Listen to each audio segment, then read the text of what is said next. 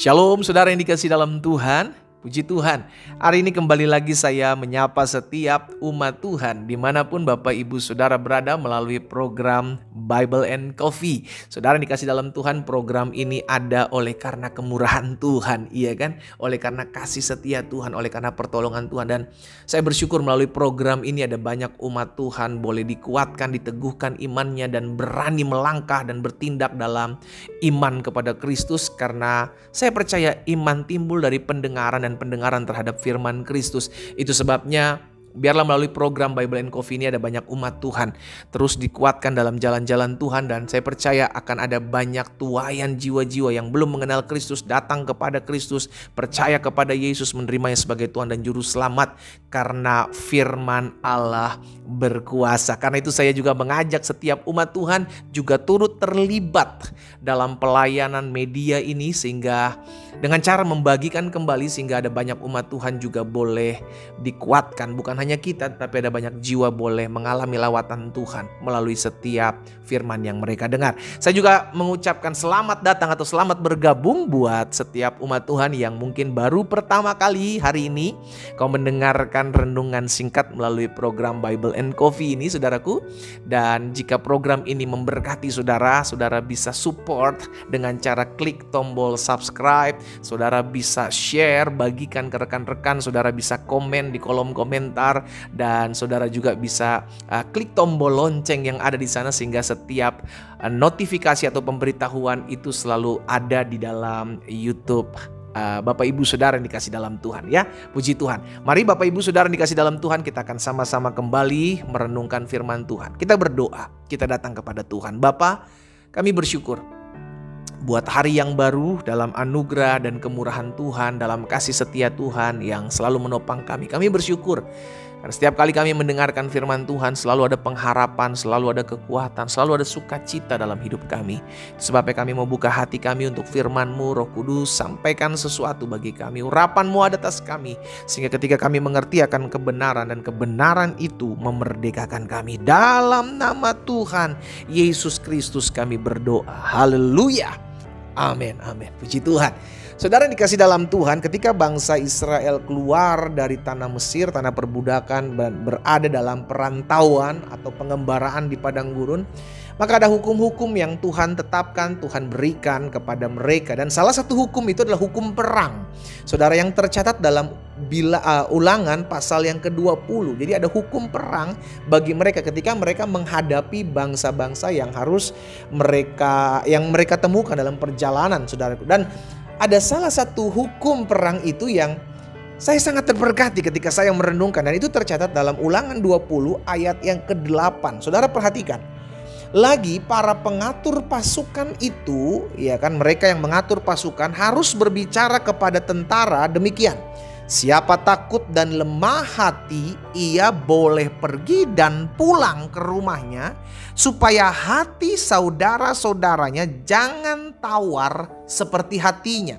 Jadi saudara dalam kasih dalam Tuhan, dalam hukum perang ini salah satu hukumnya adalah ketika mereka hendak maju berperang, maka pengatur pasukan itu berbicara kepada mereka, tentara-tentara ini mengatakan seperti ini. Ayo, siapa yang takut, siapa yang lemah hati, pulang aja, pulang ke rumahnya. Tujuannya satu, supaya mereka yang takut, mereka yang lemah hati ini tidak mempengaruhi teman-temannya, tidak mempengaruhi saudara-saudaranya yang berani tadinya, sehingga akhirnya juga jadi tawar hati, jadi takut, saudaraku. Jadi ternyata spirit of fear, roh ketakutan ini itu bisa membawa jadi tertular gitu loh. Orang-orang yang takut cenderung akan menakuti orang lain. Orang-orang yang khawatir itu akan cenderung membawa kekhawatiran bagi orang lain. Itu sebabnya Tuhan kasih tahu melalui Musa, dan Musa disampaikan kepada pengatur-pengatur pasukan untuk disampaikan kepada mereka tentara-tentara yang akan pergi berperang, kalau kamu takut, kalau kamu tawar hati, kalau kamu lemah hati, ayo pulang aja lebih baik daripada di pertengahan jalan spirit ketakutannya itu mereka bawa ke teman-teman yang lain, akhirnya jadi lebih banyak lagi orang-orang yang takut.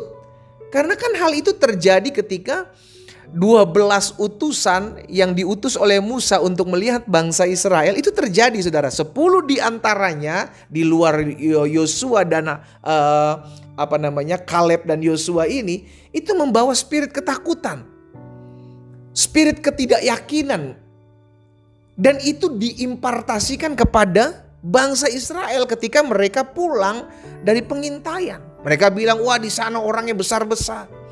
Di sana ada kubu-kubu, kotanya susah dijangkau. Di atas gunung ada bangsa ini, ada suku ini, di tepi pantai, di pinggir kota.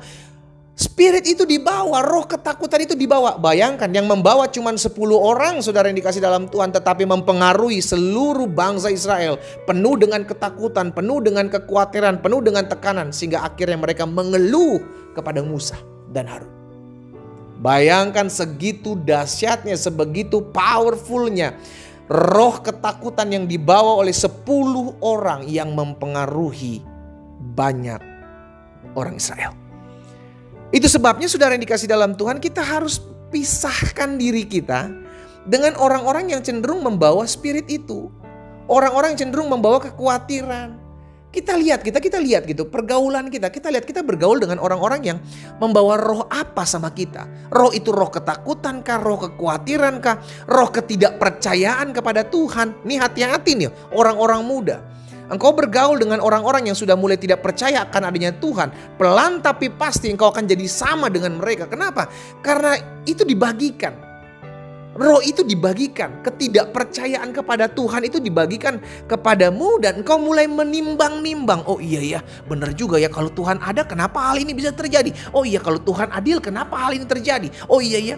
Akhirnya kita mulai menimbang-nimbang perkataan mereka. Dan kita mulai mencocok logikan, ya kan, dengan keadaan yang terjadi. Oh bener nih, ternyata Tuhan itu nggak ada setelah ditimbang-timbang, setelah saya ikut selama ini. Bayangkan hanya karena segelintir orang yang tidak percaya akan adanya Tuhan, dan kita mulai masuk dalam ruang lingkup itu, kita mulai jadi sama dengan mereka. Itu sebabnya hukum perang pada saat itu bangsa Israel diingatkan Tuhan, kalau ada di antara kalian yang takut, lemah hatinya, ya kan, pulang aja lebih baik.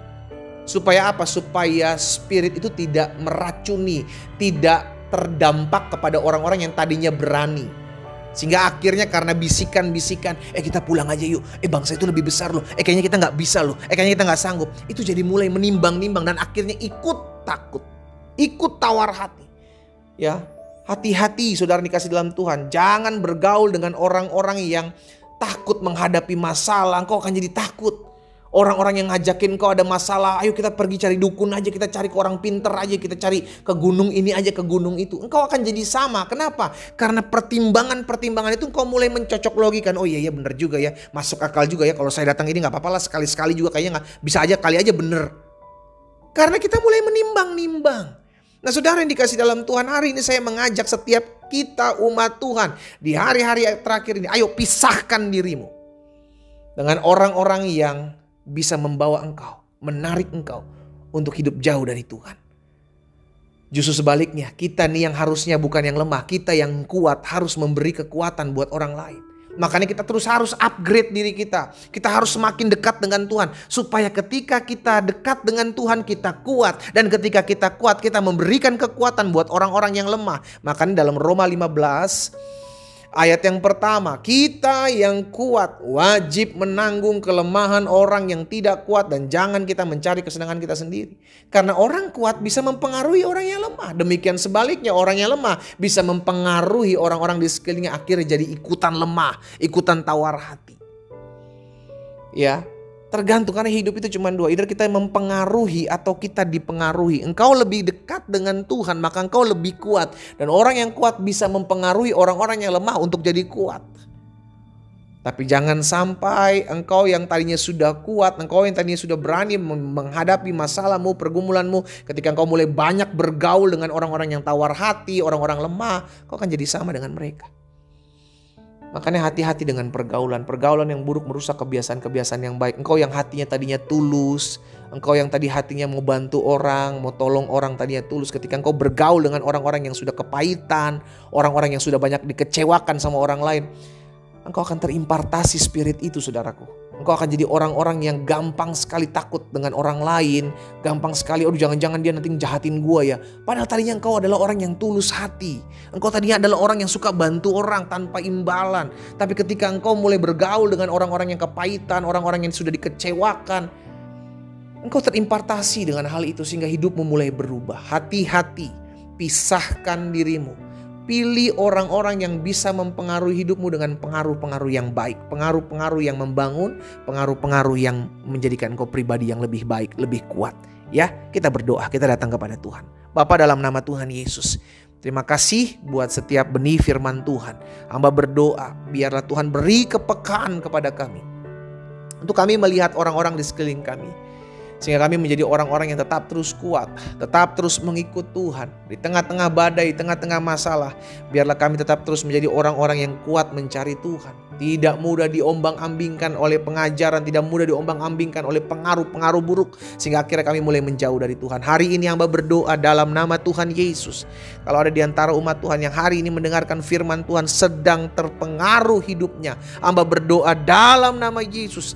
Sehingga pengaruh-pengaruh yang buruk, roh ketakutan dalam menghadapi masalah, roh kekhawatiran dalam menghadapi masalah hidup, aku cabut patahkan dalam nama Tuhan Yesus Kristus. Roh Kudus beri kemampuan, Roh Kudus beri keberanian, Roh Kudus beri hikmat bagi anak-anak Tuhan. Sehingga kami melangkah dalam iman, kami hidup mempermuliakan nama-Mu. Dalam nama Tuhan Yesus Kristus hamba berdoa. Haleluya. Amin.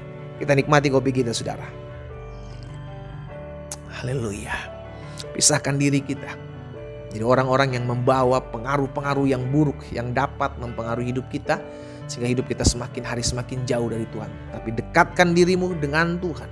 Sehingga apapun yang kau hadapi, kau menjadi orang-orang yang berani, tegar hati, teguh hati untuk tetap terus menghadapi apapun dalam hidupmu. Tuhan Yesus memberkati kita.